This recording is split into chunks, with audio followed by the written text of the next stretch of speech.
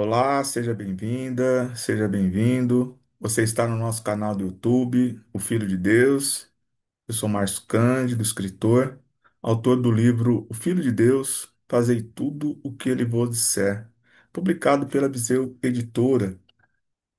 E nesse canal nós estamos fazendo um estudo dos quatro evangelhos de Cristo. E a nossa passagem de hoje é sobre a visita de Jesus a Nazaré. Essa passagem segue descrita nos evangelhos de Marcos, Lucas e Mateus. E faremos uma leitura e um aprofundamento em nome do Pai, do Filho e do Espírito Santo. Amém. Que Deus seja conosco. Marcos, capítulo 6, versículo de 1 a 6. Saindo dali, foi para a sua pátria, e os seus discípulos o seguiram. Vindo o sábado, começou a ensinar na sinagoga, e numerosos ouvintes ficavam admirados, dizendo: De onde vem tudo isso? E que sabedoria é esta que lhe foi dada? E como se fazem tais sinais, tais milagres por suas mãos? Não é este o carpinteiro, o filho de Maria, irmão de Tiago, José, Judas e Simão? E as suas irmãs não estão aqui entre nós? E estavam chocados por sua causa. E Jesus lhes dizia: Um profeta não é reconhecido em sua pátria, em sua parentela e em sua casa. E não podia realizar ali nenhum milagre, a não ser algumas curas de enfermos, impondo-lhes as mãos. E admirou-se da incredulidade deles. Então, essa é a narrativa de Marcos sobre a passagem da visita de Jesus a Nazaré. Agora vamos fazer uma leitura da narrativa de Lucas sobre a mesma passagem. Lucas capítulo 4, versículo de 16 a 30. Ele foi a Nazaré, onde fora criado, e, segundo seu costume, entrou em dia de sábado na sinagoga, e levantou-se para fazer a leitura. Foi-lhe entregue o livro do profeta Isaías. Desenrolou-o, encontrando o lugar onde está escrito. Isaías, capítulo 61, versículo de 1 a 2. O Espírito do Senhor está sobre mim, porque ele me consagrou pela unção para evangelizar os pobres. Enviou-me para proclamar a libertação aos presos e aos cegos a recuperação da vista, para restituir a liberdade aos oprimidos e para proclamar um ano de graça do Senhor. Enrolou o livro, entregou-o ao servente e sentou-se. Todos na sinagoga olhavam-no, atentos. Então começou a dizer-lhes: Hoje se cumpriu aos vossos olhos essa passagem da Escritura. Todos testemunhavam a seu respeito e admiravam-se das palavras cheias de graça que saíam de sua boca. E diziam: Não é este o filho de José? Ele, porém, disse: Certamente me citareis o provérbio: Médico, cura-te a ti mesmo. Tudo o que ouvimos dizer que fizeste em Cafarnaum, faze-o também aqui em tua pátria. Mas, em seguida, acrescentou: Em verdade vos digo que havia em Israel muitas viúvas nos dias de Elias, quando, por 3 anos e 6 meses, o céu permaneceu fechado e uma grande fome devastou toda a região. Elias, no entanto, não foi enviado a nenhuma delas, exceto a uma viúva em Serepta, na região de Sidônia. Havia igualmente muitos leprosos em Israel no tempo do profeta Eliseu. Todavia, nenhum deles foi purificado, a não ser o sírio Naamã. Diante destas palavras, todos na sinagoga se enfureceram e, levantando-se, expulsaram-no para fora da cidade e o conduziram até um cimo da colina, sobre a qual a cidade estava construída, com a intenção de precipitá-lo de lá. Ele, porém, passando pelo meio deles, prosseguiu seu caminho. Então, essa é a narrativa de Lucas sobre a visita de Jesus a Nazaré. E agora vamos à terceira e última narrativa, que é a narrativa de Mateus. Mateus, capítulo 13, versículo de 53 a 58. Após ter exposto as parábolas, Jesus partiu, foi para a sua cidade e ensinava na sinagoga, de modo que todos diziam admirados: De onde lhe vem esta sabedoria e esta força miraculosa? Não é este o filho do carpinteiro? Não é Maria sua mãe? Não são seus irmãos Tiago, José, Simão e Judas? E suas irmãs não vivem todas entre nós? De onde lhe vem, pois, tudo isso? E não sabiam o que dizer dele. Disse-lhes, pois, Jesus: É só em sua pátria e em sua família que um profeta é menosprezado. E, por causa da falta de confiança deles, operou ali poucos milagres. Então, essa é a narrativa de Mateus sobre a visita de Jesus a Nazaré. Bem, então vamos fazer uma reflexão e um aprofundamento nessa passagem da visita de Jesus a Nazaré.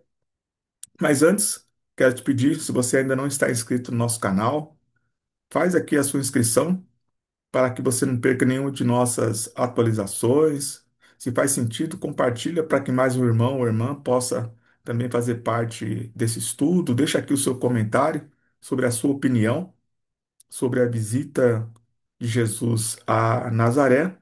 E se puder, deixa aqui uma curtida, que é muito importante para o fortalecimento aqui, para o engajamento do nosso canal. E também você pode adquirir, através aqui do nosso canal, o exemplar do livro O Filho de Deus, Fazei Tudo o que Ele vos disser, de autoria de Márcio Cândido, publicado pela Viseu Editora. Bem, o aprofundamento hoje, vocês podem perceber que existem diferenças marcantes aqui nas passagens, né? Então, nós vamos fazer o aprofundamento por passagem. Lembrando, para você que está chegando hoje aqui no nosso canal, o objetivo é conhecer e refletir sobre uma passagem que é citada por mais de um evangelista, né? Acreditamos na inspiração do Espírito Santo, mas podemos perceber que numa mesma passagem existem algumas particularidades, né? E hoje, de todo esse percurso de estudo, hoje é a primeira das mais marcantes das passagens dos evangelhos que tem diferenças, né? Então vamos aqui fazer a avaliação. Bem, Marcos, ele faz uma narrativa mais enxuta do que Lucas, né? Então aqui ele vai ensinar na sinagoga, né? E aí Jesus já começa com uma rotina, né, de estudo, de ensinamento no templo, né, na sinagoga, e ele vai para a sua cidade natal, né? Então o que se espera, né? Que Jesus poderia ser recebido em festa, né? Porque quando Jesus ele volta para Nazaré, ele está famoso, ele já é uma celebridade ali no meio do povoado, né? Não há quem não conhecesse Jesus. E aí é justamente na cidade onde ele foi criado, onde as pessoas tinham mais resistência, né? E aí nós vemos aqui as expressões, né? Ué, quem ensinou isso para ele? Como ele pode fazer tais milagres por suas mãos? E aí eles começam a associar Jesus ao tempo e à ligação histórica que tiveram com eles. Porque aquelas pessoas viram Jesus menino. E aí vocês se recordam, somente que acompanhou aqui desde o início, né, da preparação, que Jesus, ele depois ele nasce, né, ele fica ali no Egito e ele volta, ainda criança, né, no início da adolescência, para sua terra natal. Então, até os 30 anos, ele fica onde? Em Nazaré. Então, ele foi criado nesse local. Então, essas pessoas viram Jesus ali se desenvolver enquanto homem ali na comunidade. E aí Jesus lamenta muito, né? Quando ele fala que um profeta não é reconhecido em sua pátria. Ou seja, todo mundo respeitou, reconheceu, não é, a autoridade de Jesus, a importância dos seus sinais, mas é justamente onde ele morou que as pessoas tiveram incredulidade. E aqui tem uma particularidade importante em Marcos, que é a primeira, eu creio que é a única vez onde Jesus ele é relacionado à profissão de José, né? Quando ele fala, não é este o carpinteiro, o filho de Maria? Então aqui eles relacionam a profissão de Jesus, né? Então nós podemos entender aqui que assim como José, Jesus ele chegou a cumprir o ofício de carpinteiro, ou seja, Jesus ele tinha a profissão do seu pai terreno, né, do José. Então não é este o carpinteiro. Eles não falaram que não é este o filho do carpinteiro, né? Então aqui eles falam que Jesus era carpinteiro, né? E nós podemos perceber que somente aqui existe uma citação direta que Jesus também cumpria o ofício de carpinteiro, né? Bem, eu quero me entreter um pouco mais aqui na narrativa de Lucas, porque é a narrativa mais completa dessa passagem da visita a Nazaré, né? Então, Lucas ele vai trazer aqui detalhes que não vamos encontrar na narrativa de Marcos e nem na narrativa de Mateus, né? Porque no o evangelista Marcos, ele fala assim que Jesus foi num dia de sábado na sinagoga, mas ele não detalha o que Jesus leu na sinagoga, né? Aqui Lucas, ele é mais detalhista. Ele não só fala que Jesus ensinou, mas ele fala qual foi a passagem que Jesus ensinou na sinagoga, né? E o que significa essa passagem da profecia de Isaías? Jesus, e aí prestem muita atenção nisso. Jesus ele está fazendo aqui um divisor de águas, porque essa passagem de Isaías, ela fala justamente sobre a volta do Messias, né? Por que eles ficaram tão enfurecidos? Porque aqui Jesus ele se apresenta como protagonista da profecia de Isaías, né? Aqui, em outras palavras, ele está dizendo: Eu sou o Messias anunciado pelo profeta Isaías, né? Toda essa descrição de Isaías, é claro que ele estava falando para pessoas orgulhosas, pessoas que até, vamos dizer assim, né? Pessoas que não aceitavam, né, que uma pessoa igual a elas pudesse ter poder, né? Se ele tem, por que que eu não tenho, né? Olha que interessante aqui, né? Quem de nós que não conseguem perceber que até hoje as pessoas são assim, né? Ou seja, como que eles viveu todo esse tempo aqui? Por que que só ele tem esse poder? Por que que nós não temos, né? Então aqui eles acham uma afronta, né? Como é que Jesus sai dali da comunidade e é melhor do que eles? Muito embora que Jesus nunca tivesse essa pretensão, mas ele tinha uma missão, né? E ali ele estava anunciando em primeira mão. Perceba que Jesus ele valorizou sim a sua pátria, porque ele volta. em primeira mão para dizer, praticamente de forma indireta aqui, né? Mas ele vai dizer o quê? Eu sou o Messias. E ele não vai dizer se em Cafarnaum, onde ele estava morando. Ele vai dizer onde ele foi criado. E é justamente onde foi rejeitada essa afirmativa, né? E é uma passagem muito bonita, inclusive, né? Que tudo isso que Isaías está falando está acontecendo, né? Evangelizar os pobres, porque Jesus ele não foi, ele ficou no meio dos ricos, no meio dos poderosos, no meio das autoridades. Jesus ele foi para as comunidades. Jesus ele entrava na casa das pessoas, né? E a libertação dos cativos, né? Aos cegos a recuperação da vista. Ou seja, aqui está falando dos milagres, né? Proclamar o ano de graça do Senhor. Bem, e ali, o que que a gente percebe, né? Jesus ele está dentro de uma comunidade religiosa. É como se Jesus estivesse dentro da nossa igreja hoje, fazendo uma leitura e dando a explicação. E olha só que essas pessoas tiveram a capacidade de atentar contra a vida de Jesus. Pensa em pessoas que foram ali para orar naquele local e no final o que que eles fizeram? Expulsaram Jesus, imagine a cena. Eles empurraram Jesus de onde eles estavam, levaram até a colina com a intenção de jogar Jesus lá de cima. Isso é uma tentativa de homicídio. Eles saem de dentro do templo religioso deles, que eles estavam ali orando a Deus, e saindo de lá eles tentam fazer o quê? Matar. Independente de ser Jesus, eles iam jogar uma pessoa de cima do monte. Que Deus é esse que eles estavam buscando, né?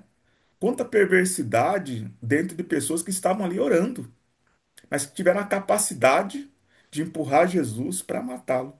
E não conseguiram, né? Porque Jesus era Deus, né? Tudo acontecia conforme ele permitisse. Com toda essa fúria, Jesus simplesmente ignorou todos eles e passou no meio deles sem que ninguém pusesse a mão nele, porque não era chegada a sua hora, né? Então aqui é uma demonstração de muitas outras que tudo só aconteceu no tempo de Deus. Naquele momento Jesus poderia ter sido morto, mas ele simplesmente ele paralisou a todos ali e passou no meio deles e seguiu o seu caminho. Então essa é a narrativa de Lucas, né, que muito mais completa e detalhada do que a narrativa de Marcos, né, que foi mais resumida. Ela não é contraditória, mas ela complementa. Lembra que eu falo que tem narrativas que elas são uma reprodução textual e outras são complementares. Então aqui Lucas ele complementou a narrativa de Marcos.